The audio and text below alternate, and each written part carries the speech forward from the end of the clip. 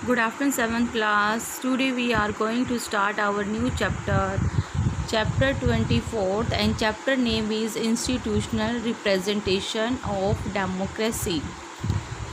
Now we will start with warm up.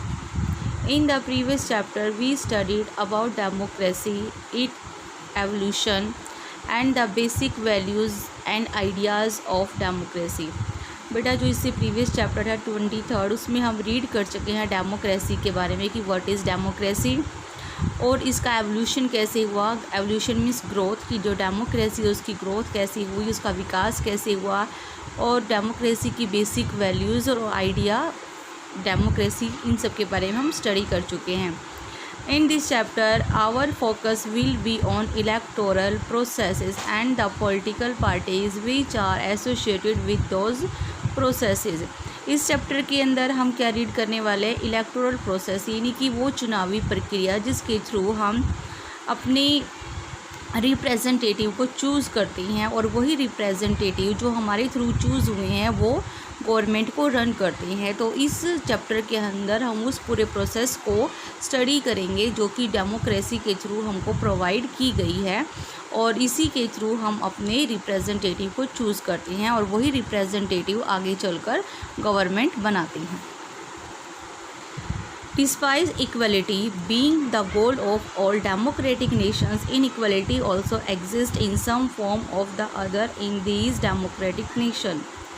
अब देखिए कि जो हमारा डेमोक्रेटिक जो नेशन है उसका मतलब क्या है कि we all are equal in front of the law, इनकी कानून के सामने हम सभी इक्वल हैं।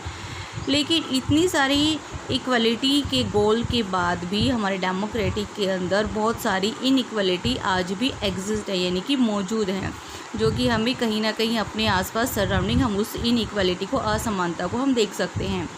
नाउ फर्स्ट है यूनिवर्सल अडल्ट फ्रेंचाइज। यूनिवर्सल क्या होता है, सबको। अडल्ट मीन्स क्या होता है, वो पर्सन जिसकी एज जो है 18 ईयर्स हो चुकी है, और franchise means right to vote, यानी कि सभी को जो पर्सन 18 ईयर्स का हो चुका है या 18 ईयर्स से अबोव है, चाहे वो मेल है फीमेल है, किसी भी कास्ट से बिलोंग करता है, किसी भी रिलीजन से बिलोंग करता है, उसको राइट है वोट देने का। ओके बेटा।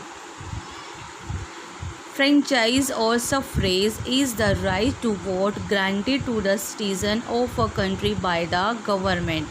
अब देखिए फ्रेंचाइज और सफरेज मीन्स क्या आता है, कास्ट टू वोट, ये एक अधिकार, राइट मीन्स अधिकार है वोट देने का, जो कि एक कंट्री की गवर्नमेंट अपने सिटीज़न यानी कि नागरिकों को प्रोवाइड करती है।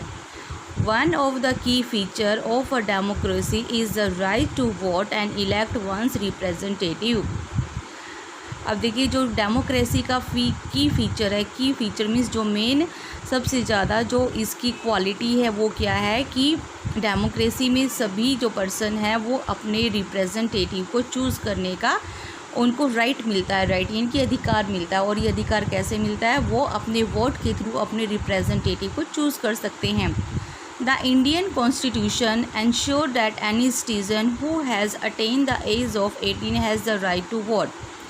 इंडियन कॉन्स्टिट्यूशन यानी कि भारतीय संविधान के अकॉर्डिंग कोई भी सिटीज़न, इंडिया का कोई भी सिटीज़न जिसकी एज 18 साल की हो चुकी है, उसको वोट देने का राइट है, वो वोट दे सकता है। In universal adult franchise the right to vote is universally given to all the adult citizen without any discrimination based on religion, caste, sex, property, educational qualification etcetera.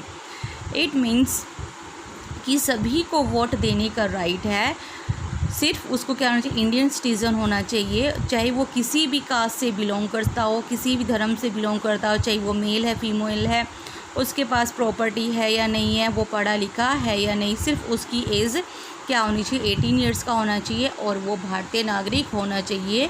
वो person vote देने का अधिकारी है, यानी कि उसको वोट देने का राइट है। However, the right to vote was not always a universal right। कहते हैं कि लेकिन आज जो ये यूनिवर्सल अडल्ट फ्रेंचाइज है, ये पहले ऐसा नहीं था, ये जो अधिकार था वो सबको नहीं था। यूनिवर्सल मीन्स सबको ये राइट नहीं था अर्ली टाइम में। In the early democracies only man were allowed to vote, it was called manhood suffrage. अभी देखिए जो अर्ली टाइम में जो डेमोक्रेसी थी उसमें सिर्फ मैन को ही राइट था कि सिर्फ जो मैन है वो ही वोट डाल सकता है, और इसको हम क्या बोलेंगे, मैनहुड सफ्रेज, यानी कि सिर्फ मैन को ही राइट है वोट डालने का। In some other democratic countries only male property owner could vote, और बहुत सारी जो कंट्रीज़ थी, जो डेमोक्रेटिक कंट्रीज़ थी, उनमें सिर्फ मेल भी कौन, जिनके पास अपनी खुद की प्रॉपर्टी है, वो सिर्फ वोट दे सकते थे। In some countries black citizen were not given voting right, while in some other women were also denied voting rights. कहता है और बहुत सारी जो डेमोक्रेटिक कंट्रीज़ थी उसमें जो पर्सन ब्लैक थे, यानी कि जिनका स्किन कलर ब्लैक था, उनको वोट डालने का राइट नहीं था। और बहुत सारी कंट्रीज़ में क्या था, वहाँ पर वुमेन को राइट नहीं था वोट डालने का। How ever all this was unfair and undemocratic, ये सभी क्या थे, अनुचित थे और डेमोक्रेटिक पॉलिसी के अकॉर्डिंग नहीं थे। An important principle of adult franchise is the rule to one man one vote. कहते हैं कि जो अडल्ट फ्रेंचाइज का जो एक सबसे इम्पोर्टेंट प्रिंसिपल होता है, सिद्धांत है, वो क्या है कि एक पर्सन एक ही वोट डाल सकता है, एक से ज़्यादा नहीं डाल सकता। देखिए निटी ग्रिटी को हम रीड करते हैं आप। In 1918 Britain granted voting rights to its citizen. अब देखिए 1918 में ब्रिटेन ने अपने जो सिटीज़न है उनको वोट देने का राइट प्रोवाइड किया था। France awarded this right to its citizen, और फ्रांस ने कब अपने सिटीज़न को ये राइट दिया, after the end of the second world war. Women were denied this right until 1973 in Switzerland. India granted this right to its citizen in 1950। अब देखिए जो फ्रांस है वहाँ पे उनके सिटीज़न को वोट डालने का राइट कब मिला, after the second world war, इनकी जो सेकेंड वर्ल्ड वार था उसके बाद फ्रांस के जो सिटीज़न है उनको ये राइट मिला वोट कास्ट करने का। और वुमेन को कब मिला, 1973, यानी कि 1973 से पहले स्विट्ज़रलैंड में वुमेन को वोट कास्ट करने का राइट नहीं था। और इंडिया ने ये वोट कास्ट करने जो यूनिवर्सल अडल्ट फ्रेंचाइज है वो कब डिक्लेयर किया, 1950 में सभी सिटीज़न को दिया ये कि इंडिया के जो सभी सिटीज़न हैं वो वोट डाल सकते हैं। Now advantages of universal adult franchise, यानी कि जो यूनिवर्सल अडल्ट फ्रेंचाइज है उसके क्या एडवांटेजेस, यानी कि उसके क्या बेनिफिट्स हैं। Number 1, it ensures political equality to the people, यानी कि पॉलिटिकली रूप से जो सभी पीपल हैं वो सभी इक्वल हैं। इंडियन सिटीज़न जो है वो यानी कि सभी को वोट कास्ट करने का राइट है, चाहे वो किसी भी रिलीजन से बिलोंग करते हैं, चाहे वो किसी भी कास्ट से, किसी जेंडर से, तो उनको पॉलिटिकली इक्वलिटी उनको प्रोवाइड करता है हमारा constitution. It establish a truly democratic government, और यूनिवर्सल अडल्ट फ्रेंचाइज क्या करता है, सही मायने में एक डेमोक्रेटिक गवर्नमेंट को इस्टेब्लिश करते हैं। It makes the government more accountable to the people. It makes the people take interest in public affairs. Universal adult franchise से गवर्नमेंट जो है वो पीपल के लिए अधिक अकाउंटेबल यानी कि उत्तरदायी होती है, और इसके अंदर सभी लोग जो है पब्लिक अफेयर यानी कि जो सामाजिक कार्य है उसके अंदर वो इन्वॉल्व होते हैं और इंटरेस्ट लेते हैं। अब देखिए फ्रेंचाइज इन इंडिया, यानी कि इंडिया के अंदर जो वोट कास्ट करने का प्रोसेस है वो क्या है, the minimum voting age in India is 18 years, यानी कि जो कम से कम जो एज है वो कितनी होनी चाहिए, 18 ईयर्स होनी चाहिए। There is universal adult franchise, और इसको ही क्या बोलते हैं, universal adult franchise. All Indian citizens who are 18 years and above can vote irrespective of their gender, physical, social and economic status, educational background etcetera. अब देखिए उसको क्या होना चाहिए, इंडियन सिटीज़न होना चाहिए, उसकी एज कितनी होनी चाहिए, 18 या इससे ऊपर होनी चाहिए।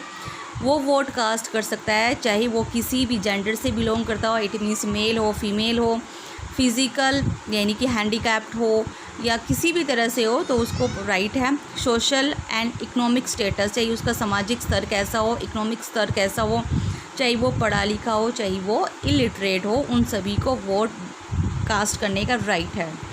No one can stop them, कोई भी उनको नहीं रोक सकता, from casting their vote on the grounds of race, gender, anyone convicted for a crime, caste, religion, language और मॉनिटरी पोजीशन।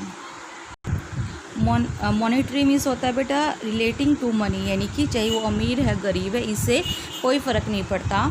तो ये जो चीज़ें हैं, रेस वो किसी भी समुदाय से बिलोंग करता हो, किसी भी जेंडर से, और चाहे वो किसी क्राइम में ही क्यों ना कन्विक्टेड हो, कास्ट से बिलोंग करता हो, रिलीजन, इन सब से कोई मैटर नहीं पड़ता। सिर्फ क्या होना चाहिए, एक तो वो 18 ईयर्स का होना चाहिए और वो इंडियन सिटीज़न होना चाहिए, तो उसको वोट कास्ट करने का राइट है। अभी नाउ क्या है, next is election. Election process के थ्रू ही हम अपने रिप्रेजेंटेटिव को चूज़ करते हैं। Election are the process by which the citizens of a democratic country select their representative. The elected representatives from different parts of the country meets in a place called the assembly of or parliament. Election shows the will of the people who cast their votes. अभी देखिए मैं आपको बता चुकी हूँ कि election के through ही जो सिटीज़न है, इंडियन सिटीज़न है, वो अपने रिप्रेजेंटेटिव को चूज़ करते हैं। और वो जो अपने रिप्रेजेंटेटिव को चूज़ करते हैं, अब देखिए इंडिया एक बहुत बड़ी कंट्री है और अलग अलग इंडिया के अलग अलग पार्ट से जो रिप्रेजेंटेटिव चूज़ होके आते हैं, इलेक्ट होके आते हैं, वो कहाँ मिलते हैं, एक असेंबली में मिलते हैं और उस असेंबली का नाम क्या है, पार्लियामेंट। और जब हम इलेक्शन देते हैं तो इट मीन्स से पता चलता है कि हमने विलिंगली किसको चूज़ किया है। विलिंगली मतलब अपनी मर्ज़ी से हमने किसको चूज़ किया हो और हम किस पार्टी की गवर्नमेंट चाहते हैं इंडिया के अंदर।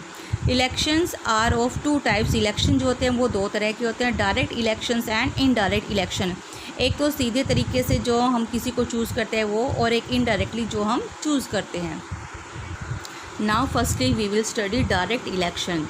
In direct elections, people vote directly to choose their representative. They are provided with a ballot paper or electronic voting equipment to cast their vote. अब डायरेक्ट इलेक्शन वो है जिसके थ्रू पीपल जो है डायरेक्टली ही अपने representative को choose करते हैं।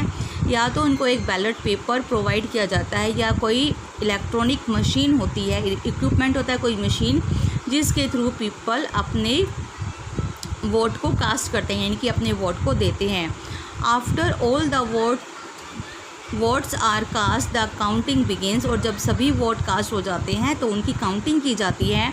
The candidate who secures the maximum number of vote is selected as the representative. और वो कैंडिडेट जिसको सबसे ज़्यादा वोट्स मिलते हैं वो ही उस एरिया का रिप्रेजेंटेटिव माना जाता है, कि उसको चुन लिया जाता है। In India the elections to Lok Sabha and state legislative assemblies are direct election. ये जो है लोकसभा की और जो स्टेट की लेजिस्लेटिव असेंबली है, ये इलेक्शंस कैसे होते हैं बेटा, ये डायरेक्ट इलेक्शंस होते हैं। अब देखिए इनडायरेक्ट इलेक्शंस क्या होते हैं। In these elections people don't elect their representative directly. यहाँ पर हम अपने रिप्रेजेंटेटिव को डायरेक्ट चूज़ नहीं करते हैं। दे इलेक्ट एन इलेक्टोरल कॉलेज, यानी कि बहुत सारे जो पर्सन है जिनको हमने चूज़ करके भेजा हुआ है, तो उनका इलेक्टोरल कॉलेज यानी कि एक ग्रुप बनता है, एक असेंबली बनती है, वही असेंबली जो है चूज़ करती है। The members of this electoral college have the responsibility to elect the representatives, यानी कि और जो इलेक्टोरल कॉलेज जो बना है, जो एक फोरम बना है, जो एक असेंबली बनी है चुने हुए लोगों की, यही चुने हुए लोग आगे अपने रिप्रेजेंटेटिव को चूज़ करते हैं। In India this method of indirect election is adopted for the election of the president of India, the members of the राज्य सभा and for the Vidhan Parishad in the state. अब देखिए जो इनडायरेक्ट इलेक्शन है उसके थ्रू हम किसको चूज़ करते हैं, जो हमारे मेंबर है जिनको हमने चूज़ करके इलेक्ट करके असेंबली तक पहुंचा है, पार्लियामेंट तक पहुंचा है, वही पर्सन इनडायरेक्टली किसको चूज़ कर देंगे, प्रेसिडेंट ऑफ इंडिया को चूज़ करेंगे, member of Rajya Sabha and for the Vidhan Parishad in the state. ये सभी जो मेंबर्स हैं वो कैसे चूज़ किए जाते हैं, इनडायरेक्ट इलेक्शन के थ्रू। अब देखिए elections in India elections are held after every 5 years in both central and state legislature. India के अंदर इलेक्शन हर एवरी 5 years के बाद होते हैं और सभी सेंट्रल में भी और स्टेट के लेवल पे भी 5 years में होते हैं। अभी देखिए कॉन्स्टिट्यूएंसी एंड इलेक्टोरल कॉन्स्टिट्यूएंसी, यानी कि जो चुने हुए लोगों की जो सभा है, जो असेंबली है, is the territorial area that elects and sends one representative each to the parliament and to the state assembly for the purpose of election. The country is divided into as many electoral units as there are seats in the legislature. The basis of creation of a constituency is its population, so more populous states have more seats in the legislature. अब देखिए area wise जो निर्वाचन क्षेत्र बोलेंगे हम इसको, area wise जो person choose होके, देखिए हर एक एरिया से एक ही रिप्रेजेंटेटिव को चूज़ किया जाएगा क्योंकि उसको मैक्सिमम वोट मिले होते हैं। तो हर एक एरिया से जो रिप्रेजेंटेटिव चूज़ होकर जाएंगे वो कहाँ मिलेंगे, पार्लियामेंट में मिलेंगे या स्टेट असेंबली में मिलेंगे। और इलेक्शन के जो पर्पज़ है उससे क्या है कि जो कंट्री है उसको काफ़ी सारे इलेक्टोरल यूनिट्स के अंदर डिवाइड कर दिया जाता है सीट के अकॉर्डिंग, क्योंकि देखिए हर एक स्टेट की अलग अलग सीट होती है, वो उनकी पॉपुलेशन के ऊपर डिपेंड करता है कि कितनी पॉपुलेशन है। और एक जो निर्वाचन क्षेत्र है वहाँ की पॉपुलेशन के अकॉर्डिंग ही उनका निर्वाचन एरिया जो है वो डिसाइड किया जाता है और उसके अकॉर्डिंग ही उनकी पॉपुलेशन डिपेंड करती है कॉन्सिक्वेंसी को फॉर्म करने में, क्रिएशन होता है निर्माण करने में। So more populous seats have more seats in the legislature, यानी कि अगर कोई पॉपुलस एरिया है यानी कि पॉपुलेशन बहुत ज़्यादा है किसी स्टेट के अंदर, तो लेजिस्लेचर के अंदर इनकी विधानसभा के अंदर उनकी सीट भी ज़्यादा होगी। दैट्स ऑल फॉर टुडे बेटा। In our next class we will study types of election. बेटा read this chapter carefully. Have a nice day, beta.